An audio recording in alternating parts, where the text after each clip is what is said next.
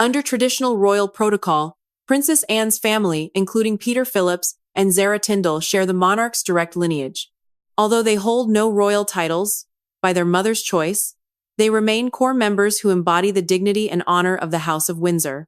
In contrast, the fact that Tom Parker Bowles, a private citizen and stepchild, with no claim to the succession or constitutional obligations, was positioned on equal footing with key royals, has sparked resentment. This was clearly an error that could have been rectified immediately. Yet, Queen Camilla herself deliberately overlooked this serious lapse to urge Lieutenant Colonel Thompson to sound the bugle. Queen Camilla, visibly frantic beneath the weight of her ceremonial robes, abandoned her designated position. She moved sharply toward Major Thompson, the highly respected senior equerry and chief coordinator of the military fanfare. The Queen Consort's instruction was pointed and urgent. Sound the fanfare immediately. Force the procession to begin. Force the hands of those refusing to walk. Major Thompson, a man whose career has been forged in the absolute unyielding discipline of the British Armed Forces, did not flinch. He did not reach for his radio. He did not signal the trumpeters waiting in the rafters. Instead, he bowed his head with devastating, icy precision. "I apologize, Your Majesty," Thompson replied, his voice low but carrying the immovable weight of institutional law. "I cannot give the order. When the Princess Royal has not moved, the trumpets are not permitted to sound." This singular moment of military defiance laid bare a brutal reality that no amount of modern royal PR could mask. The armed forces and the ancient institution of the monarchy pledged their ultimate loyalty to the bloodline of the sovereign, not to the nominal crown of a consort. A few yards away, the source of this unprecedented institutional paralysis stood entirely unbothered by Camilla's mounting panic. Princess Anne, the Princess Royal, had planted herself firmly near the robing chambers, effectively freezing the entire royal procession. When Camilla urged the coordinators to just gloss over the positions and commence immediately, demanding that they ignore the seating chart discrepancies for the sake of the broadcast schedule, Anne did not even deign to look at her sister-in-law. For the Princess Royal, this was not a matter of a minor logistical oversight. It was a direct, calculated insult to the constitutional hierarchy of the United Kingdom. Moments earlier, as the final procession orders were distributed, Anne had discovered a catastrophic alteration in the choreography. An unapproved, last-minute revision reportedly originating from the Queen Consort's private office had drastically elevated the status of Tom Parker Bowles, Camilla's son. The revised protocol dictated that Parker Bowles was to walk in the exact same procession tier and stand on the exact same footing as Princess Anne's immediate family. To the untrained eye, it might have seemed like a modern family blending. To Princess Anne, it was constitutional heresy. By placing Tom Parker Bowles alongside her family, the altered document was drawing a false equivalence between a civilian food critic and some of the most dedicated servants of the crown. Anne's husband, Vice Admiral Sir Timothy Lawrence, is not merely a royal spouse. He is a highly decorated former Royal Navy officer and a recognized pillar of the institution. Her children, Peter Phillips and Zara Tyndall, are the direct blood grandchildren of the late Queen Elizabeth II, born into the relentless scrutiny and inherent duty of the Windsor bloodline.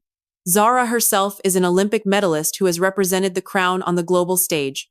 Parker Bowles, by stark contrast, is a private citizen with no official duties, no constitutional standing, and no obligations of service to the British public. For Anne, the line had been crossed. The Princess Royal intercepted the Garter Principal King of Arms, the supreme authority on English heraldry and state ceremonial protocol, right at the threshold of the Assembly Hall. Her voice, devoid of emotion but laced with titanium resolve, cut through the nervous chatter of the courtiers. She demanded he produce the protocol ledger for an immediate, on-the-spot confrontation. A civilian with no duty of service cannot stand on equal footing with those of royal blood and a military commander, Anne stated, her words dropping like anvils onto the polished stone floor. She completely dismissed Camilla's frantic demands to overlook the issue. The Princess Royal was not merely offended. She was functioning as the immune system of the monarchy itself, violently rejecting a foreign body trying to graft itself onto the core of the institution. She made her ultimatum absolute. She would not take a single step into the nave. The procession would not move. The global broadcast would be left staring at an empty aisle. The clock ticked to 10:52 a.m. The silence in the assembly room was deafening. If the procedure is not corrected exactly according to the charter, Anne decreed, her gaze fixed on the terrified protocol officers. The service will not begin. The tension within the west nave of Westminster Abbey deepened as the minute hand of the historic clock crept closer to the designated hour of commencement.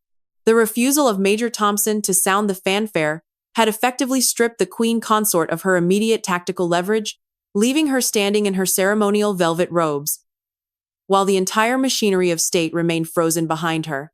The palace coordinators, seasoned courtiers, and security detail stood entirely motionless, transformed into silent spectators of an unprecedented constitutional standoff. No one dared to break the stillness, as every official present understood that a single false step would shatter the public illusion of royal harmony before an audience of millions. At the center of this administrative paralysis stood Princess Anne, her posture reflecting the absolute discipline of her lifelong service to the state. Having intercepted the Garter Principal King of Arms at the very threshold of the robbing chambers, she maintained her position like an unyielding fortress. The Garter King of Arms, the supreme authority on English heraldry, and the ultimate custodian of state ceremonial order, found himself visibly shaken beneath his heavily embroidered tabard.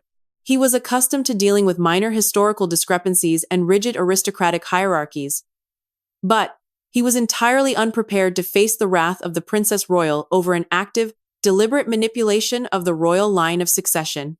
Princess Anne did not engage in theatrical anger. Instead, her counteroffensive was defined by a terrifying, clinical precision. She looked directly at the trembling officer and demanded the immediate production of the official protocol ledger, the massive leather-bound volume that contains the ironclad, immutable laws of royal precedence. This ledger is not a mere guide or a collection of casual suggestions. It is the definitive legal record that dictates the exact physical positioning of every individual during a state event, anchored firmly in the historical Hien Chung of the monarchy. The Princess Royal refused to allow the ceremony to proceed on the basis of digital printouts or loose documents that had been distributed to the staff earlier that morning. When the ledger was brought forward by a nervous page, Princess Anne personally flipped through the heavy vellum pages until she reached the section governing the National Thanksgiving Service. She placed her finger firmly on the ancient text, contrasting the established law of the land with the altered choreography sheets that had been smuggled into the morning routine by the Queen Consort's private household. The official ledger established with absolute legal clarity that only those bound to the sovereign by direct bloodline or formalized Vung Trio duties were permitted to walk within the core tier of the procession. The unapproved revision had deliberately placed Tom Parker Bowles directly alongside Princess Anne's husband, Vice Admiral Sir Timothy Lawrence, and her son, Peter Phillips. To Anne, this was an egregious violation of the structural integrity of the crown. Vice Admiral Sir Timothy Lawrence had spent decades serving the nation within the Royal Navy, rising to high military rank and dedicating his post-naval life to the supporting duties of the sovereign. Her son, Peter Phillips, as the eldest grandchild of Queen Elizabeth II, carried the permanent, inescapable weight of his royal heritage, having been raised within the strict boundaries of public duty and constitutional discipline. Her daughter, Zara Tindall, and her husband, Mike Tindall, similarly represented the authentic fabric of the extended royal family, bound by blood and decades of unblemished loyalty. To force these individuals to share their historic procession placement with Tom Parker Bowles was an insult that Princess Anne refused to tolerate. She looked the Garter King of Arms directly in the eye and demanded an immediate, exhaustive explanation for the discrepancy. She wanted to know exactly which official had authorized the change, which office had printed the revised sheets, and at what precise moment the traditional protocol had been abandoned. She made it completely clear that she would not accept a generic excuse about clerical errors or printing delays. The Princess Royal was executing a full administrative investigation on the spot, demanding to locate the exact source of the institutional treason before she would take a single step toward the high altar. The king's sister remained entirely indifferent to the fact that the international broadcast had already begun and that the television commentators were currently scrambling to explain the mysterious delay to a global audience. For Anne, the survival of the monarchy depended entirely on the preservation of its rules. If the boundaries separating the direct bloodline from civilian step relatives could be blurred for the convenience of a single Thanksgiving service, then the entire foundation of the line of succession was placed at risk. She stood her ground with the absolute certainty of a woman who knew she was defending her mother's legacy, leaving the terrified heralds with an absolute choice: They would either purge the unauthorized civilian from the procession tier immediately, or they would face the global embarrassment of a cancelled state ceremony. The Westminster Standoff. How Princess Anne Halted the Crown to Defend the Bloodline. Part 3. The command of the consort and the stone silence of the court. The atmosphere within the West Nave reached a state of suffocating crisis as the clock in the northwest tower of the Abbey moved past 10:52 a.m. The absolute freezing of the procession by Princess Anne had created a vacuum of authority that Queen Camilla was now fruitlessly attempting to fill with her own voice.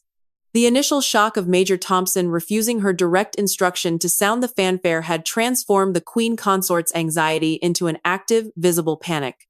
She could hear the muffled, collective murmur of the thousands of guests waiting beyond the stone screens, and she was acutely aware that every single second of delay was being logged by the international media as a catastrophic failure of palace organization. Driven by a mounting dread of global public humiliation, Queen Camilla turned her fury away from the immovable military equerry and directed it toward the cluster of senior palace coordinators and ceremonial marshals who were huddled near the robing chambers. Her composure completely vanished as she sought to force the event back onto its strict broadcast schedule. She walked directly into the center of the administrative cluster, her voice losing its measured courtly tone as she issued a series of sharp, frantic commands. She ordered the coordinators to ignore the constitutional objections raised by the Princess Royal, demanding that they simply accept the altered positioning for the duration of the service and proceed with the opening procession immediately. The Queen Consort commanded the staff to overlook the precise physical layout of the procession tiers, instructing them to treat the placement of her son, Tom Parker Bowles, as a minor, trivial detail that could be settled behind closed doors after the conclusion of the dire lair. She insisted that the global broadcast took absolute priority over the historical definitions of the protocol ledger, telling the marshals that the appearance of a unified, modern family was what the public demanded to see. Her commands were clear, aggressive, and delivered with the full weight of her status as the anointed spouse of the reigning sovereign, designed to break the resistance of the bureaucrats and force the royal party to move forward into the nave. Yet, as the final syllable of the Queen Consort's command echoed against the high Gothic arches of the Abbey, she was met with a response that was far more devastating than open rebellion. Total, absolute, and unyielding stone silence. The senior palace coordinators, the ceremonial marshals, the royal pages, and the elite officers of the household cavalry stood entirely frozen in their tracks, transformed into living statues beneath their historic uniforms. Not a single man moved to execute her instructions. Not a single official reached for his ceremonial staff to signal the start of the march. They stood with their eyes fixed firmly on the floor or directed straight ahead, completely deaf to the urgent demands of the woman who wore the crown of the consort. This total administrative paralysis exposed the profound, unyielding reality of the British constitutional framework. The courtiers and servants of the palace did not refuse her out of personal malice or temporary disrespect. They remained completely motionless because they were bound by an ancient, ironclad oath to obey only the strict laws of hereditary succession and the authorized commands of the direct Vung Trio bloodline. In the rigid hierarchy of the British state, a queen consort possesses immense ceremonial prestige, magnificent titles, and a position of supreme honor beside the king. But she is completely devoid of independent sovereign authority. She does not command the administrative machinery of the crown. She does not possess the right to alter the historic protocol of the realm, and her private office cannot issue directives that override the established rights of the king's sister and children. The silent refusal of the court left Queen Camilla completely isolated within the very hall where she had once been crowned. She stood surrounded by the magnificent trappings of her rank, yet she was forced to confront the painful truth that her words carried absolutely no operational weight when positioned against the immovable wall of royal tradition and the fierce resistance of Princess Anne. The palace machinery, which she had spent decades attempting to navigate and influence, had instantly synchronized with the constitutional defense mounted by the Princess Royal, leaving the Queen Consort utterly powerless to protect her son's ambitious positioning. As she turned back toward her husband, looking for a desperation intervention from the king, the silence inside the West Nave grew even heavier, confirming that the battle over the identity of the monarchy was being won by those who had been born to serve it. The Westminster Standoff. How Princess Anne Halted the Crown to Defend the Bloodline. Part 4. The arrival of the heir. and the intervention of the Privy Council, the complete administrative paralysis inside the West Nave of Westminster Abbey continued to hold the entire British state apparatus hostage as the clock ticked closer to the final point of no return. It was at this moment of absolute structural crisis that the heavy doors of the southern entrance swung open, signaling the arrival of the individual who would ultimately decide the fate of the entire operation. The Prince of Wales, Prince William, stepped into the frantic atmosphere of the Assembly Hall, his presence instantly altering the dynamic of the room. He was accompanied not by standard palace press officers or public relations advisors, but by a select team of senior constitutional lawyers representing the Privy Council. The Prince of Wales did not enter the room to engage in emotional family mediation or to offer a polite compromise that would satisfy the ambitious desires of his stepmother. Instead, his arrival was a calculated, clinical exhibition of future sovereign power. He had been fully briefed on the situation via secure communications while in transit, and he had spent the preceding minutes coordinating directly with senior members of the Privy Council, the historic body of supreme advisors that guards the legal and administrative foundations of the state. William walked directly to the side of his aunt, Princess Anne, aligning the full weight of his constitutional position with her unyielding defense of the bloodline. The legal team accompanying the Prince of Wales immediately brought forward a formalized, pre-approved executive decree that had been drafted and vetted by the highest judicial authorities of the realm. This document was not a fresh suggestion. It was an absolute legal correction anchored firmly in the traditional Hinchung of Vung Trio succession. The constitutional lawyers presented this text directly to the Garter Principal King of Arms, effectively overriding any previous administrative adjustments that had been made by the Queen Consort's private household during the early hours of the morning. With cold, legal precision, the Privy Council lawyers demonstrated that the altered choreography sheets distributed by Camilla's staff were completely ultra vires, meaning they totally exceeded the lawful authority of the Queen Consort's office. The legal documents proved that any attempt to integrate a civilian step relative into the official core tier of a state procession was a direct violation of the Royal Marriages Act and the established regulations of the Crown Estate. The laws of the land dictated that the structural hierarchy of a national Thanksgiving service could only be altered by a direct order in council, signed by the sovereign and formally registered with the appropriate constitutional authorities. Because no such formal order existed, the document favoring Tom Parker Bowles was rendered entirely illegal, invalid, and toothless before the law. The appearance of this unassailable legal wall completely shattered the remaining confidence of Queen Camilla's inner circle. Prince William did not wait for his father to offer an opinion or for his stepmother to launch a counter-argument. He looked directly at the Garter King of Arms and issued a commanding, definitive directive to rip up the unapproved protocol sheets immediately.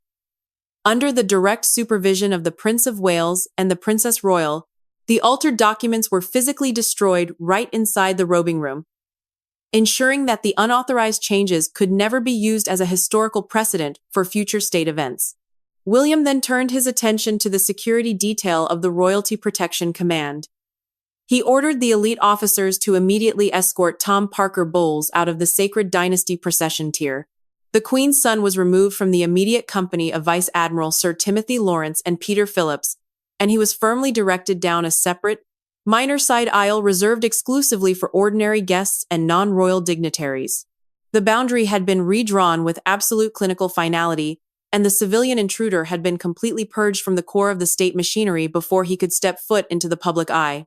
The physical extraction of Tom Parker Bowles from the central royal line of march and his relocation to the minor lateral aisle of Westminster Abbey signaled the absolute collapse of Queen Camilla's strategic campaign.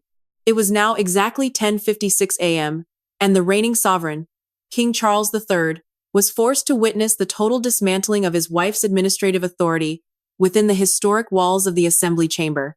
The king had spent the preceding days operating under the comfortable, protective assumption that his supreme status as the crowned monarch would shield his spouse and her children from the rigid traditionalism of the household advisors. Instead, he found himself standing in complete, agonizing isolation, paralyzed by the realization that his own negligence had almost allowed a profound constitutional breach to occur on global television. Charles was forced to confront the cold reality that his personal devotion to Queen Camilla had led him to tolerate an act of immense institutional overreach. by allowing his wife's private office to secretly modify the procession order and elevate her civilian son to equal standing with the bloodline of the Vung trio, the king had inadvertently placed his own credibility at risk. The sight of his sister, Princess Anne, standing alongside his son and heir, Prince William, backed by the unyielding legal documentation of the Privy Council, functioned as a merciless public indictment of his capability to safeguard the ancient traditions of the throne. The king stood completely silent, his hands gripping his ceremonial robes as he realized that any attempt to intervene on behalf of his wife would trigger a catastrophic institutional civil war that would permanently ruin the prestige of his reign. The psychological impact of this defeat on Queen Camilla was immediate and devastating.